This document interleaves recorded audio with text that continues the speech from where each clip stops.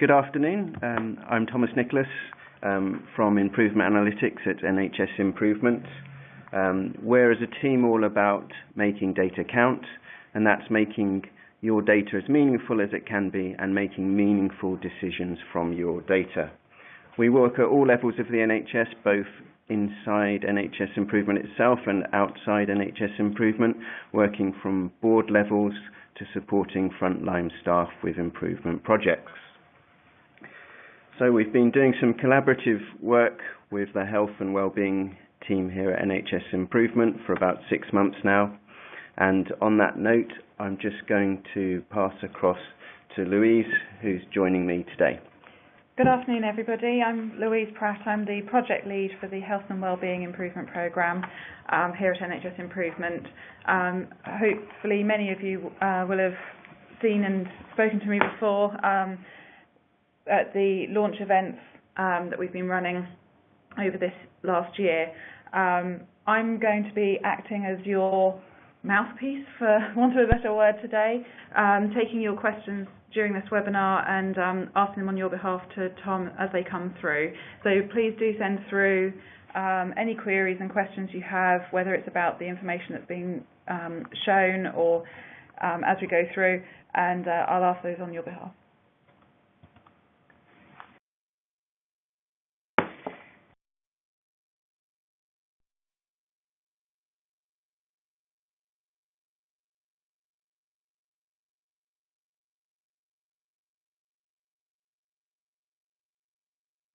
So as always, we have to start with some housekeeping, and there are a few points I'd like to make you aware of. The first is about questions, so feel free to post questions during the webinar. There'll be a time allocated at the end to ask questions, but if there's any particular questions that you might think that you might forget as we go through, put them in straight away. And of course, if there are any technical questions, again, there's the best places to raise them, and we've got a team here that hopefully can help you. So if your sound drops out, try refreshing the browser first or switching web browsers. Other technical issues, yet log a question. Future viewing, so we are recording this webinar, and there'll be a link that will be sent out which will allow you to refresh it after 48 hours and go through it again or pass it on to colleagues as required. And feedback, so we're very interested in feedback. It's really important to us to understand how the learning goes down so we can adapt it in future if needed. So there'll be a survey at the end, and we'd be really grateful if you could fill it out honestly.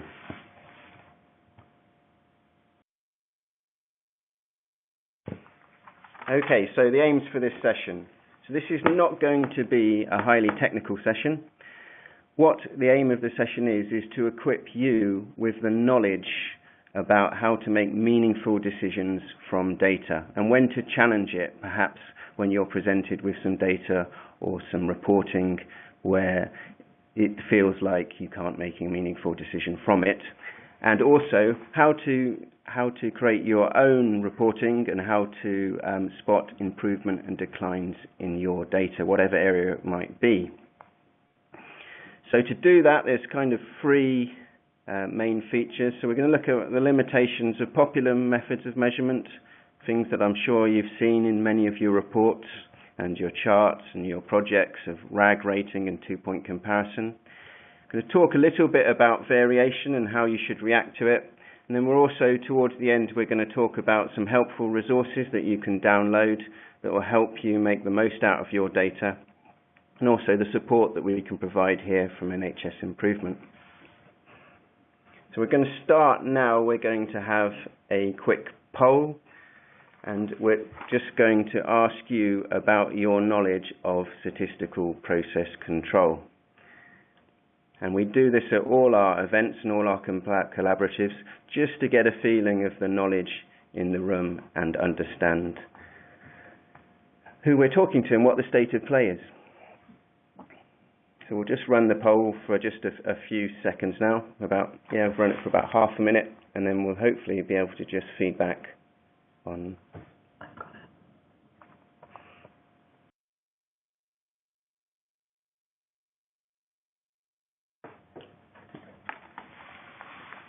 Okay, so the question which we asked was, which statement best describes your work in relation to statistical process control? And what we have here is we have about a third of the room saying that they're not aware of statistical process control. So that's really great actually to know, because that means that hopefully some of the introductions and some of the examples we go through today will be helpful to you. Then we have a large proportion, about 50%, that are aware of statistical process control, but it's not used routinely in their area of work. And this is again good, and this is a very common pattern that we see, is that people are aware of it, and perhaps they see it in small parts of their trust or small areas of their trusts to do with quality improvement, but it's not rolled out in other areas, important areas such as workforce. And then finally, we have a very small proportion who use it routinely. That's a typical breakdown that we see everywhere. We see that at boards, and we see that at collaboratives, and we see that with discussions with frontline staff.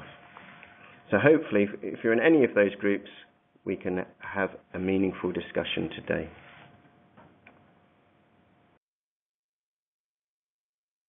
So all of the examples that we're going to see in this presentation are taken from genuine performance reports from the health service. These will be examples that people are making decisions about all the time. And we're going to start with this example, and this example concerns the Friends and Family Test. And what you can see on screen is an arrow indicating that the Friends and Family Test response has increased this month, and we're also given some commentary. That the Friends and Family Test has increased from 95.36% to 95.76%. And what I'd like to do before going on is just to make you think and just pose you the question, is do you think that narrative and that symbol is important, or is it distracting? Is it meaningful?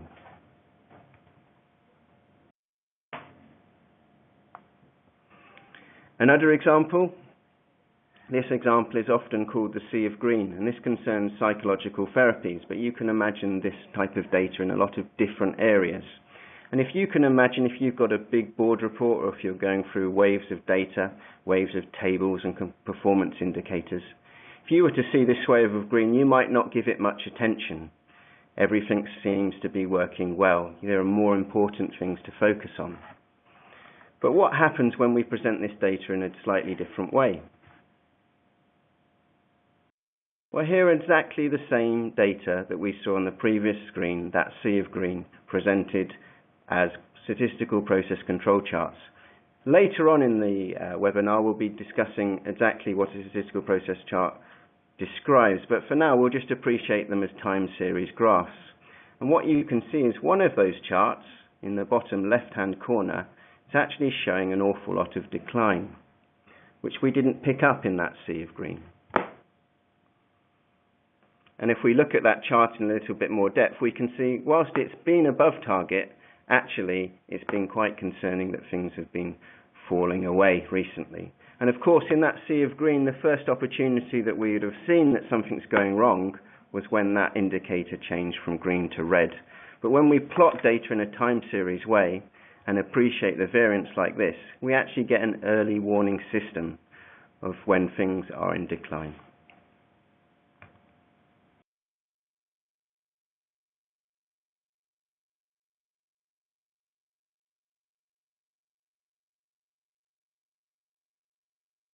Here's another example, and this is the opposite side of the coin, is that improvement can be lost in the red.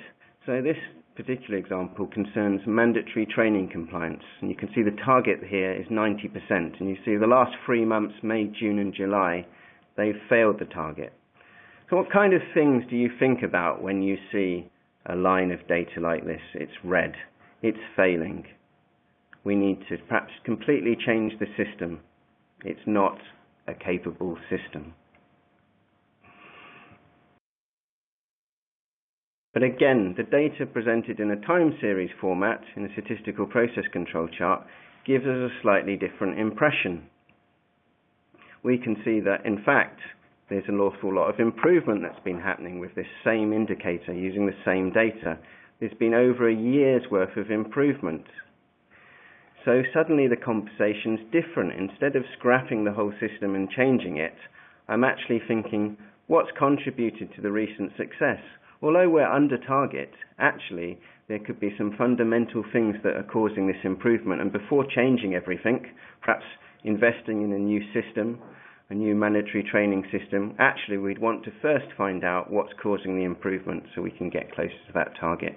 So it's the same data, it's presented in a different way, and you're having a slightly different conversation from it. And that's what I'd like to get across to you today, is that when you're doing your very important work, perhaps trying to reduce sickness, is that you need to present your data in the right way so you can start having questions about it, which you might not have had before.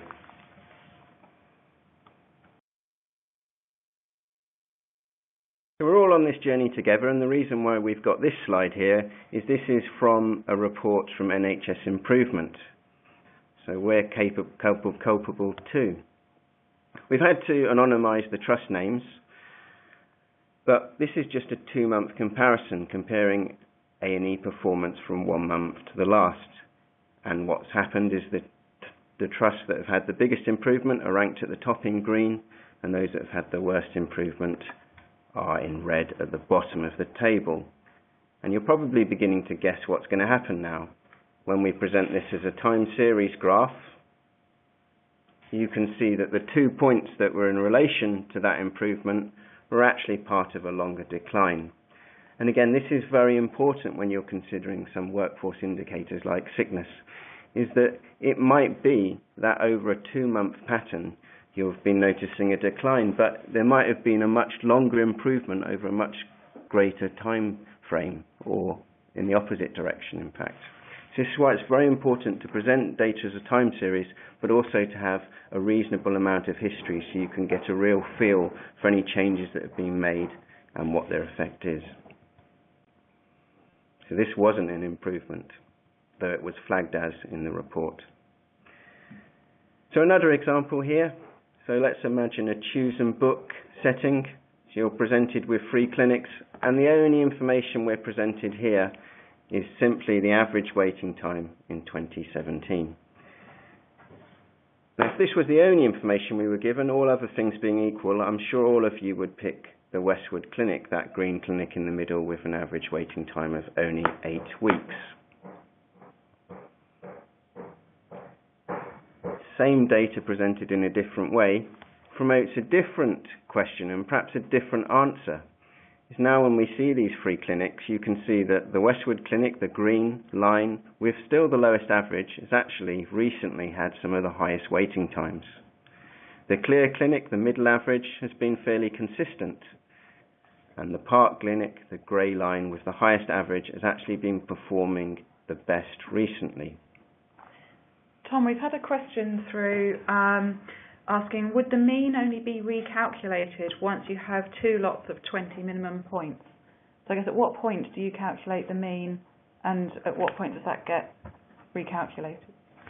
So that's a very good question. So it really depends on the data and the project you're working with. So what you'd want to do is you'd want to set a baseline, and in fact we've got a scenario coming up where we can talk that through. So you'd want to calculate the mean at a point before you've perhaps started your intervention. So for example, if you were working in a particular area, you'd want to capture data for an amount of time. You might already have the data, and you'd want to set the mean on that data. And what we'd be looking for is we'd be looking for a meaningful amount of data, so that's probably 15 to 20 data points, and again we'll follow that through in a bit.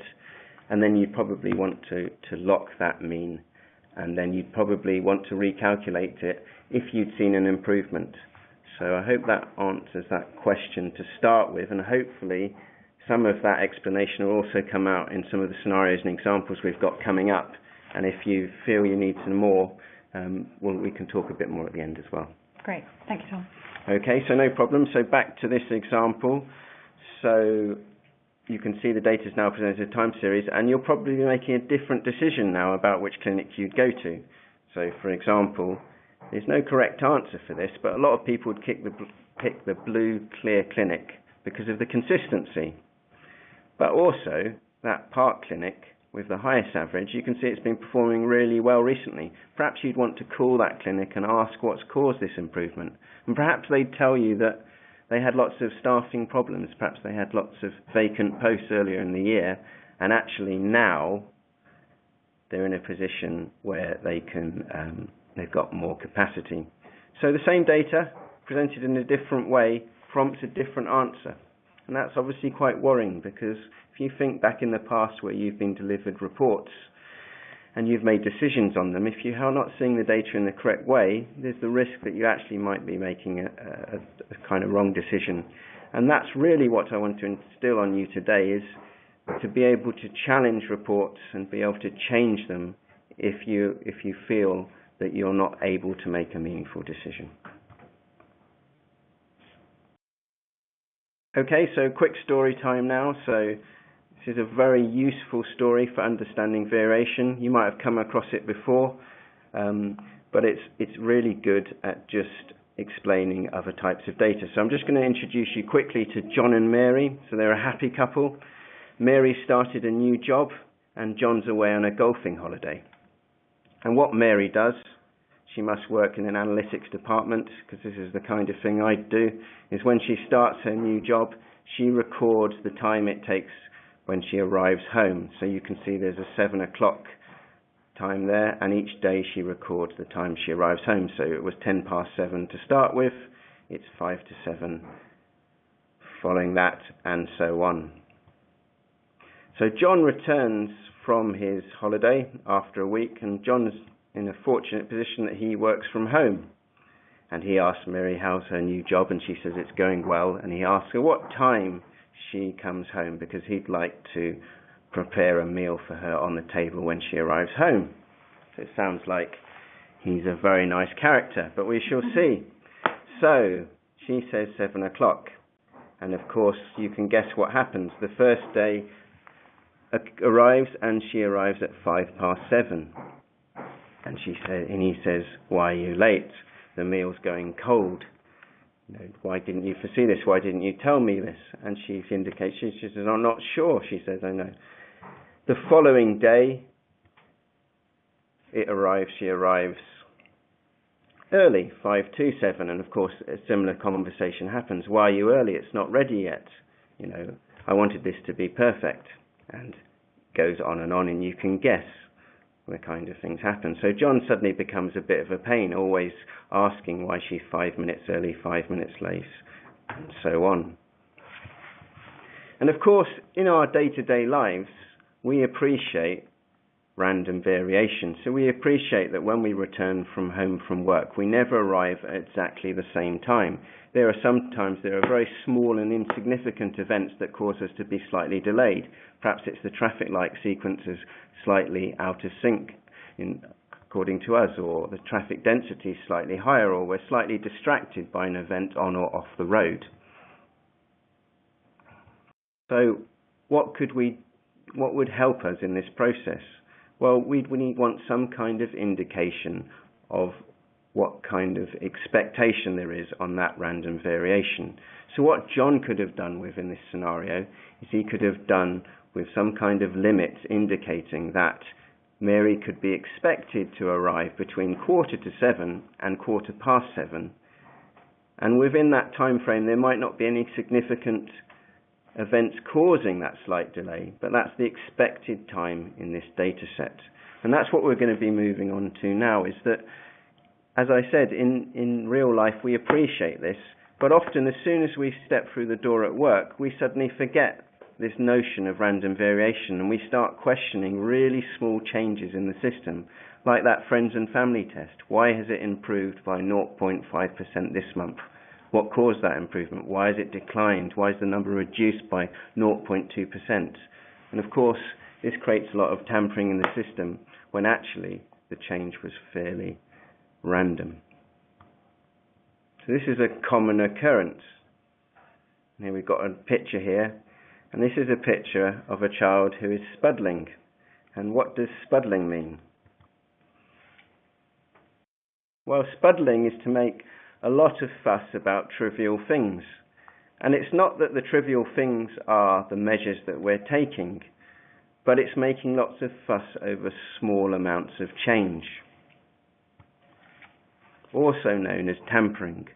So if you think about performance reporting, and you think about all the times that data has changed from one month to the next, and you think about all the reports and investigation goes over to those minor changes, that's creating an awful lot of effort in the system and an awful lot of money. So what we need to appreciate is, how can we know when the change has been significant, an improvement or decline, and that we need to investigate it and follow it through, and how do we know when actually it's just random variation?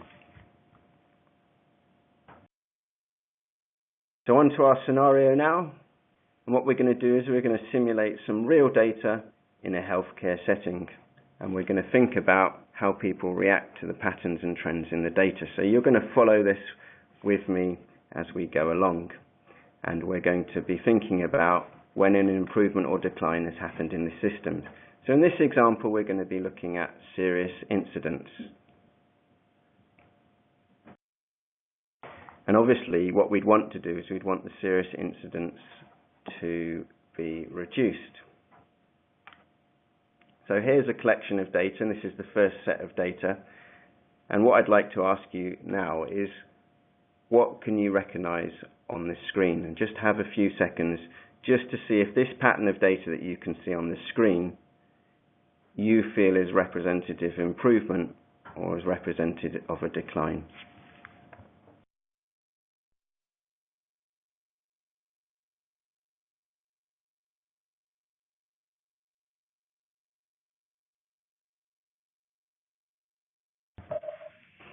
So what I described to you on the screen now is actually what we're seeing is a little bit like the John and Mary story, in the fact that that data in the serious incidents is just randomly moving about that median line. But of course, if we had a look at any particular part of that data, it would be tempting to say that there's an improvement.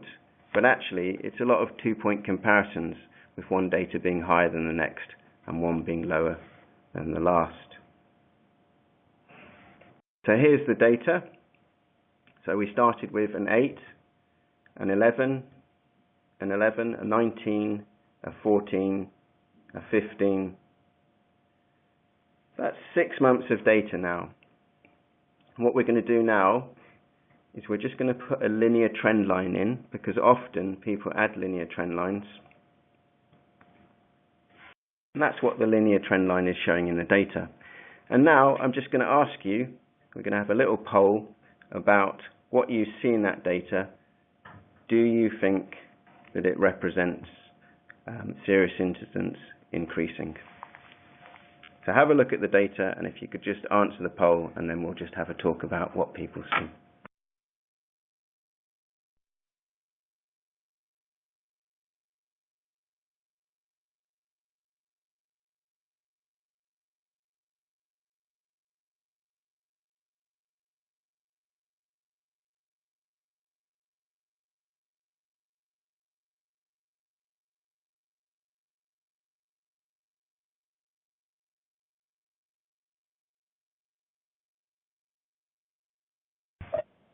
Okay, so let's have a look at what people said. So about 3/4 of the room said that they'd noticed that the serious incidents increasing, and about 1/4 said they didn't. So I'd like you to hold on to that feeling that we had 3/4 saying it is increasing and 1/4 saying it's decreasing, and we'll see, playing through the scenario, what you think about at the end. So we're going to carry on recording data now. So after that, we had a 9, we had a 14, a 12, and a 5. I'm just going to stop here now. So sometimes, looking at that 5, we can now see we've had the smallest amount of serious incidents in the whole data set. So it'd be very tempting at this point to say that something really good has happened in January 16, and actually we should go and find out what it is. So again, hold on to that thought, and we'll continue. We follow up with a 9, a 10, a 14, and a 15. Now I'm going to stop again. So what we've seen is a negative trend of 4 now. So we've moved from 5 to 15 in the space of 4 months. So again, if you saw that line of data, it might be tempting to intervene again and say, what's caused this problem of 5 months negative trend? We'll continue now. So we've had 15 months of data, and when we look at that data as a whole, what are people's thoughts? Well, again, it feels to me like this is a little bit like the John and Mary story of sometimes the data moving up, sometimes the data moving down. Now, we had a question earlier on about setting the mean, so we've got 15 months worth of data now, so this is a good chance to set a mean and to set a baseline. So we've now converted this chart into a statistical process control chart, so we can see there are now 2 control limits added. And I think we had a question, yes, Louise, about process limits. So yes, we'll just so we've take had a couple of pause questions. Yeah. So we had a question about how do you calculate the mean and the upper and lower lines, and also are variations which fall out of the upper and lower limits random variation. Okay, so again we're going to be covering some of these topics as we go through in some of the examples, but let's have a little answer to some of those questions. So the mean is simply calculated from the data that we can see on screen. So that 12.1 we can see on the left-hand side is just a simple arithmetic mean of the numbers there. The control limits are set based on the data itself, so it's not a question of setting the process limits or control limits to a target. The process limits or control limits are set based on the data. So if you could imagine, if you had a really volatile system, the control limits would be really wide, and if you had a system which didn't have much change in it, the process limits would be quite narrow. Now, the formula for calculating the process limits we will go to in a little bit. It's all to do with the difference in data from one point to the next. But what I'd like to pose to you now is that as decision makers mostly, and even some analysts, you might not need to know the formulas and calculations for the process limits. What you need to do is you need to appreciate when you see a statistical process control chart what it's showing you and what action and decisions to take from it, whether you're seeing an improvement or decline or if you're not seeing anything happening. And we've got some tools that we're going to go through later on where you can download some Excel tools and you can enter your own data, and inside those tools everything will be done for you. So the highlighting of the rules, the setting up of the lines, making sure you've got enough data to plot your chart, that's all done automatically. But also when using those tools you can also delve in yourself and see what the formulas are to create these tools. So we don't want that. My suggestion would be is that we don't necessarily want the whole world investing their time on charting data, counting dots and doing formulae if it's already been done. And so what we'll move on to the end is I'll show you a couple of tools which you can use free of charge in your locality to measure any improvement project you're working in right across Workforce.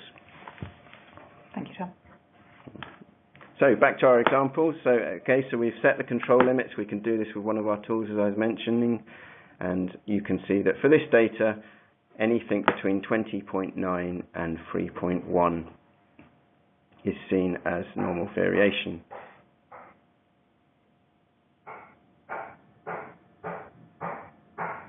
So we've set our baseline and we're going to think about an improvement idea.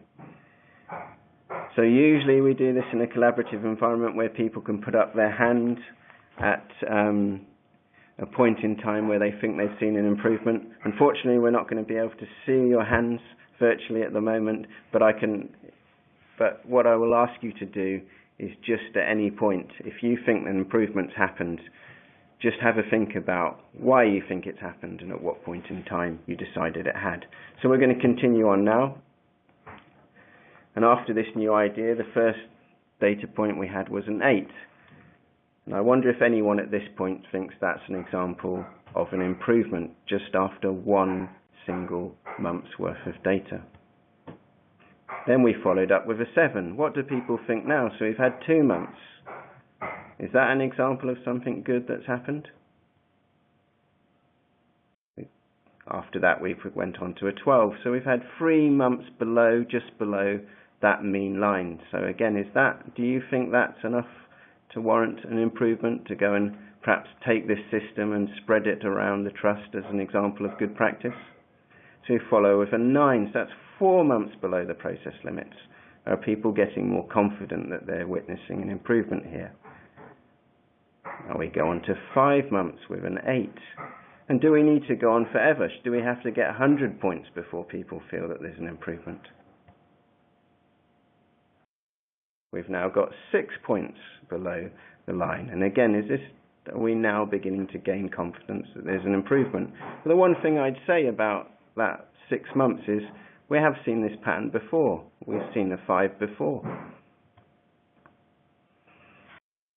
And now we move on to 7 months below the process limit. And at most points in statistical process control, at a pattern of about 7, and I've highlighted it on the screen, that's usually seen as an example of something statistically significant happen, that at this point you'd want to go away and find out what it was, so you can make sure that that change or improvement has been embedded in the system. And we'll talk a little bit coming up about why 7. And if you download the tool at the end of this webinar, the tool will have this rule embedded into it, so it will flag up to you when something statistically significant has happened. So I mentioned that this was a scenario in a healthcare setting, but what I didn't mention to you was the data that was actually creating the charts that we saw. So I don't know if anyone's come across a very famous band called the Beatles. I'd recommend you to go and have a listen if you haven't. So the data that we saw in that scenario was actually created from the Beatles' #1 hit singles in chronological order. And what I did at the start, if you follow that blue line, is I simply counted the number of characters in the Beatles song title, and I plotted that data. So why did I do this? Well, I did this because this is a fairly meaningless and random pattern. I'm sure there was no significance to the length of the Beatles song titles. I'm sure they were more interested in the actual music than the number of characters they put into their song titles. But even with this random pattern, we can see that various patterns occurred. So where we had that run of negative trend, where we had that low data point, this was randomly generated. And at any point in time, if you were to make a decision when we were going through that scenario from that blue line to say something significant had happened, well, the basis of that significance was random patterns. Even at the start, when we had that linear trend line, the basis behind that trend line was just random data. But then after that improvement idea, what did we do? Well, I changed the nature of the game. So instead of counting simply the characters, I counted the constants, and thanks to Countdown, I knew how to do that. So we ended up with a data set that was slightly smaller. And what we were trying to do there is establish at what point we should be confident that the nature of the game has changed, and whether you decided it was after 1 or 2 points or later, whether it should have been after 7 or 8. And we'll talk about the significance of 7 shortly. So really briefly to go through the anatomy of an SPC chart. So I'd like you to think of an SPC chart as simply a time series graph with some reference lines for you to help you identify variation. So there's 3 reference lines, there's the mean line, and there's the 2 process or control limits. And they're set up so that 99% of the data in the system should fall between those process limits. So if you were to have a single value outside that process limit, that would be an indication that something unexpected, unusual has happened. You'd want to go and find out why.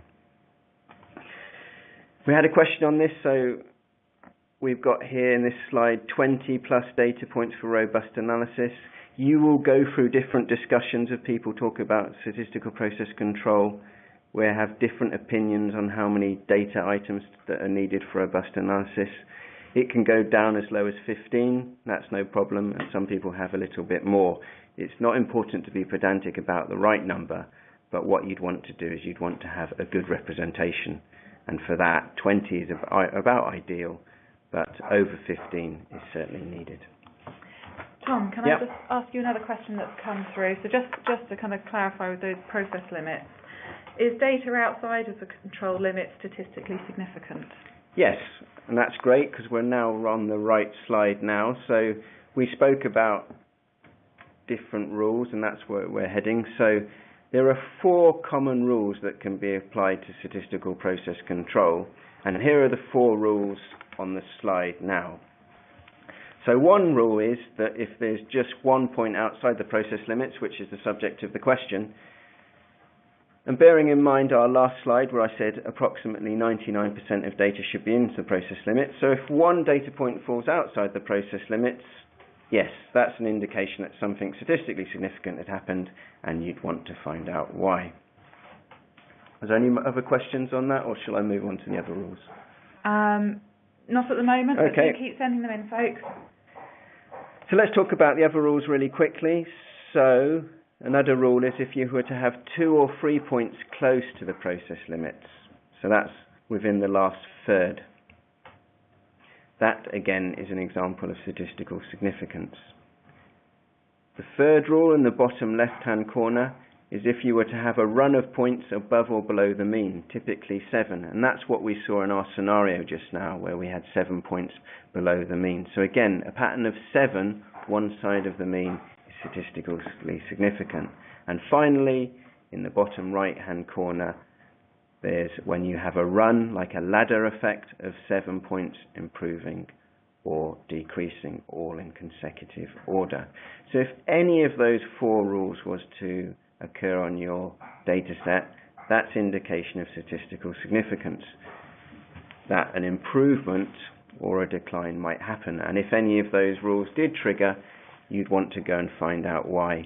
If you'd been running an improvement program and perhaps you'd had 7 below the mean line trying to reduce your sickness, that might be an indication that what you're doing is causing widespread improvement. So I've had another question through, Tom, which you might go on to in a little bit.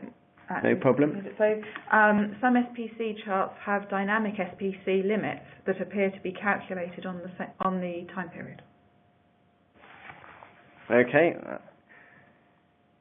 So yes, so the limits can change based on the time period. So if you were to add data to the project or to the thing, that in turn can change the limits. So yes, they are, in that case, in that project, they would be quite dynamic. They change all the time. Generally, when you're running an improvement project, like in our scenario, you should pick a point in time where you've got a baseline of data and you should lock those limits, and then it allows you to then see the improvement against that established pattern of data. And one further thing I'd like to say based on these limits is, again, so the tool that we're going to describe at the end, and there are also tools out there in the health service being used already, what you'd want from a tool is the tool to be able to identify when these rules are broken itself and highlight it to you so you can make decisions on it. What we don't want people to be doing is every single time they create a statistical process control chart having to go and count the dots that you see on the screen.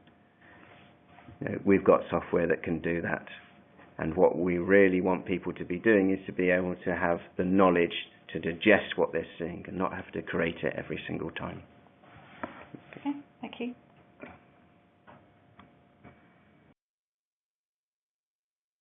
So why is 7 points significant? So this is about probability. So if you imagine a completely random system with a 50% chance of improvement and a 50% chance of decline. Now, if you were to toss a coin in this scenario, again with 50% chance of heads, or 50% chance of tails, I'm sure you can appreciate that getting a trend of two heads, for instance, is actually reasonably easy to achieve. It should happen 1 in 4 times. But when we get down to a trend of 6 or 7, and particularly 7, you can see that to achieve that through random chance, random variation, tossing the coin, actually the probability is very low, 0.8%, and this would only happen 1 in 128 times. So it's at that point, that number around 7, that you get a tipping point between something that can randomly happen and something that happens through something underlying significance.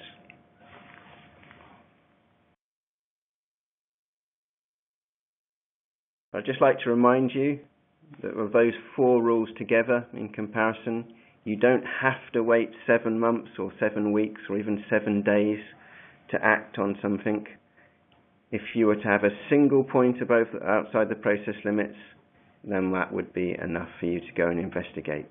So it's not about waiting an awful long time necessarily for something to happen. It could be triggered after just 1 data point. And if any of the rules are triggered, it warrants an investigation. So what about applying targets to statistical process control?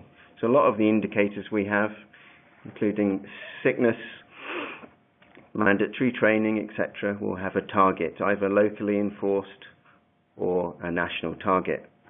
And what do you need to understand about those in relation to a statistical process control chart? So here's a statistical process control chart, and all I've done is I've added a target.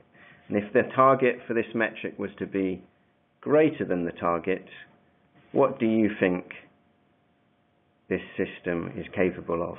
So bear in mind about the anatomy of an SPC chart that we were talking about, in that 99% of data will fall within the chart. If this target is outside and above that target, we know that this system is not going to achieve that target, and we'd have to redesign it. If the target was inside the limits, then we would achieve the target by a random nature. And if it was below the limits in this setting, we'd know that we'd be reasonably assured that month on month we would hit the target. And there's a strong evidence base to looking at data and health data this way. And at the end of this webinar, I'm going to give you a link to an interactive PDF called Making Data Count, where you can go and read some of these documents from the BMJ and other publications about the reason for using data in this way. And one of the most important reasons for using data in this way, and the most famous way it was used, was identifying Dr. Shipman and mortality rates. And it was used to identify that at certain times, Dr. Shipman's practice, the mortality rates were special cause. And when they investigated the special cause, when one of those rules was broken, the answer turned out to be Dr. Shipman's practice himself. So again, I will show you a link at the end where you can go and have a look at it. So I'm going to run through a few more examples from performance reports. This is looking at sickness. This is from a trust board report, similar to an example we looked at earlier, for line of red. But when we see it as a statistical process control chart, we actually see there's been patterns in the data where we've seen improvements. There's a run of 6 or 7 below the process limit there. So instead of thinking this system was failing, what I'd actually be doing is going and having a look at when that performance was good, seeing if there are any lessons that could be learnt from that area, and seeing if we can bring them back now. And again, the problem with a RAG chart is there's only one shade of red. So this is another report that we looked at recently where sickness had actually been in quite serious decline. And what we really wanted to do is we wanted to actually appreciate that red wasn't enough in this occasion. In fact, the decline was getting worse and worse. So in this process, we've got 3 months outside the upper process limit.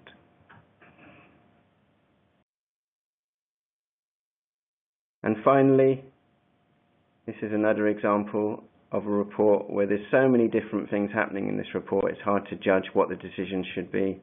So we've got arrows indicating going up.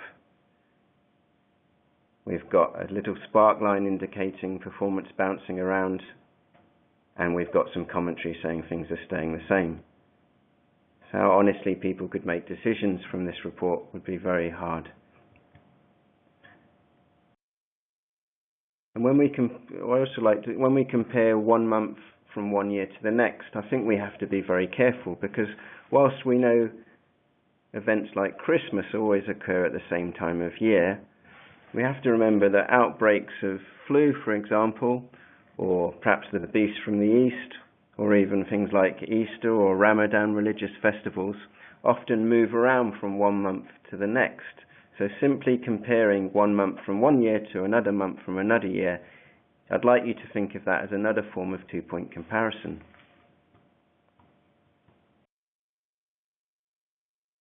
And also to ask if these spikes in the data are significant. Well, of course, when we present the data as statistical process control, we get a more meaningful view on the data, and we can see that actually those spikes that we saw in the previous slide were not significant, and there actually hasn't been a bouncing of data.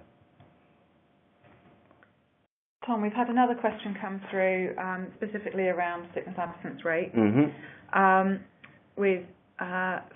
our SPC charts on sickness absence throw up flags as the figures have an underlying seasonal annual variation. So there is often a rising or falling set of monthly figures.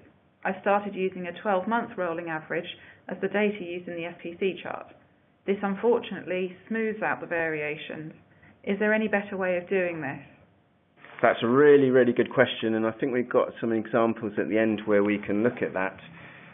So, particularly in sickness, but in a lot of healthcare data, you will get seasonal variation. And what should you do about that? So one solution that was outlined there was doing a 12-month rolling average. That's really not a good idea with statistical process control, because statistical process control is supposed to pick up the difference in values from 1 month to the next. And of course, if you're using a 12-month average, from 1 month to the next, 10 of those 12 months are actually the same. So what you might flag up is, one, you'll get some strange variance limits because the data's not moving so much. You've suppressed the variance by having a 12-month average. But secondly, you might get a statistical significance because one of the last months in that 12-month cycle has dropped off the other end. So actually, we've seen a change because we had a high figure 12 months ago that's now fallen out of the average. So you might actually go and question the data when actually you're not questioning why this month is significant. What you should have been saying is, why was 12 months ago, what happened 12 months ago? And that will be very hard to see in a statistical process chart. Well, what can you do? So, well, we'll be seeing some examples coming up of where I've used month averages and I haven't applied any special rules for the particular time of year. But what you should be able to see if you've got a 25-month average is you should be able to compare winters against the previous winters and summers against the previous summers. And what I hope that we'll be able to see in some of the examples is that whilst you might get a natural variation going up in winter and a natural decline in the summer, when we're talking about that has already been built into the process limits. So it already understands that there's that natural cycle of winter and summer. So to get outside the limits, it still should be something statistically significant. And also remember our patterns and trends. We're looking for 7 really. So that's 7 months. So that shouldn't really be affected by a couple of months in winter where there's been particular pressures, or a couple of months in summer where there's been a falling away of the data. But I think if we wait until some of the examples right at the end, I can demonstrate that with you, looking at some of the data in some of the data packs that you might have seen already. Thank you. So we'll try and move towards that because I think that's the way the conversation's going. But just wanted to talk about this example. So this often happens, doesn't it? You get a single month turn red and there's a panic. What was significant about that month?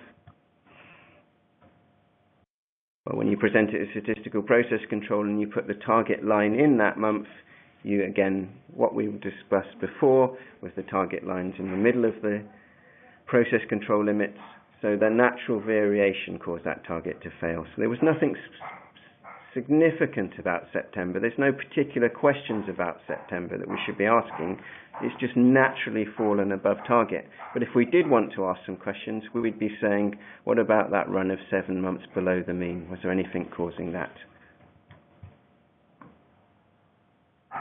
Okay, so now we're on to resources of support, and then we'll have some examples that we can have a look at.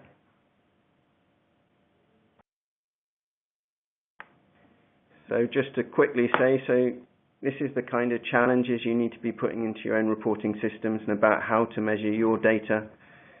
So the key thing is depreciation of variance over time, having that 20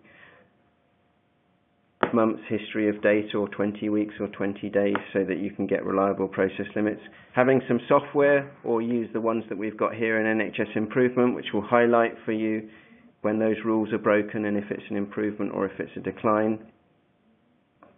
And very importantly, making sure the commentary backs up what you're seeing, because the temptation is to draw statistical process control charts, but then in the commentary to align it with some two-point comparison. So here's an example that we picked up recently. The statistical process control chart had been drawn, but the people that drew it didn't appreciate the message that was coming from it. And again, we got some comparisons saying there was an improvement in May and an increase in June in sickness, when in fact, if we have a look at that statistical process control chart, we can see that data is just moving in between the process limits.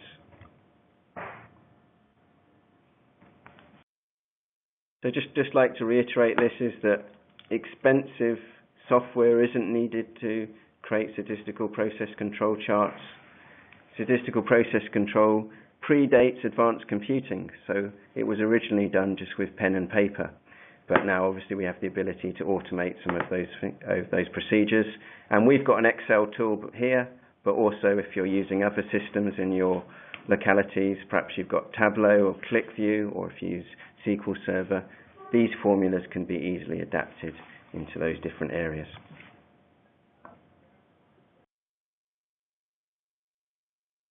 The slides will be available at the end, but here's a picture of the free SPC tool that we've got, and you can download that from the NHS Improvement website.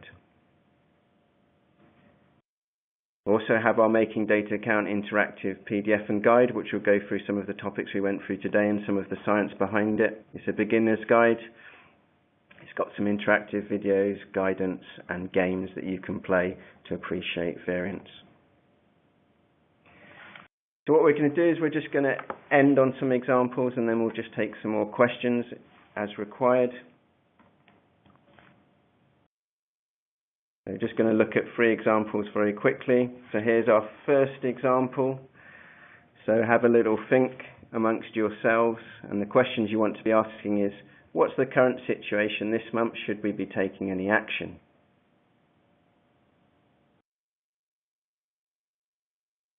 So my answer to this, if this was your improvement project looking at sickness, is that yes, we should be taking action this month. We've seen a significant improvement. You can see there are 3 points below the process limits. What's caused this special improvement? So we talked about seasonality, and if we have a look at seasonality in this case, we can see that we've ended this chart in July, in summer. But if we look at previous summers, we can notice that those previous summers, although there was a slight decline, we can see in July in 16 we had a slight decline. We can see in July 2017, again, it was a slight decline on the average. But what we can see is the statistical process and the control limits covered this off. And in fact, this particular time period ending in July 17 has been statistically significant. It's overweighed that seasonal fluctuation.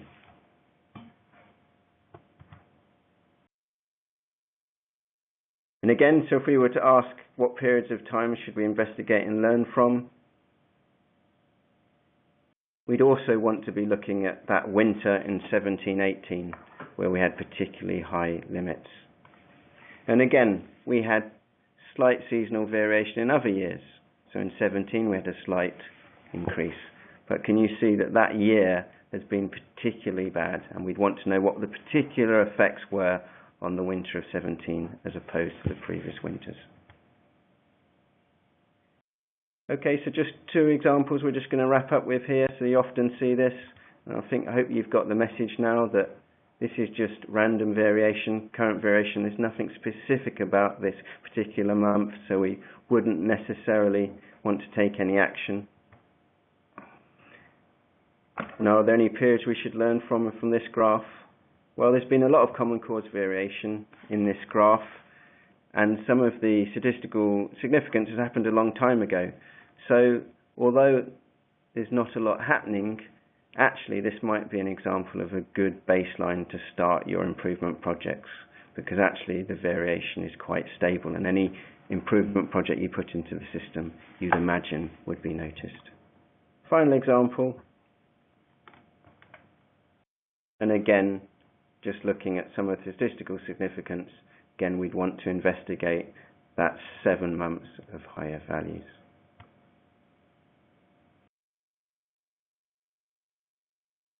Okay. Just quickly talk about some of the other tools we've got. So if you're interested in Pareto charts to help you decide what the key factors are for sickness, and you might have seen this in some of the data packs that we've shown you, where you can compare between trusts and the averages. We also have a tool online where,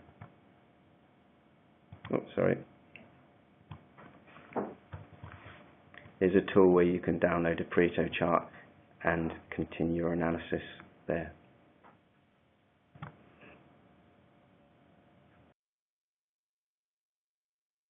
Final little point I'd like to make, because this might come through: what happens if we don't have enough data to create a statistical process control? What happens if we don't have 15 months worth of data?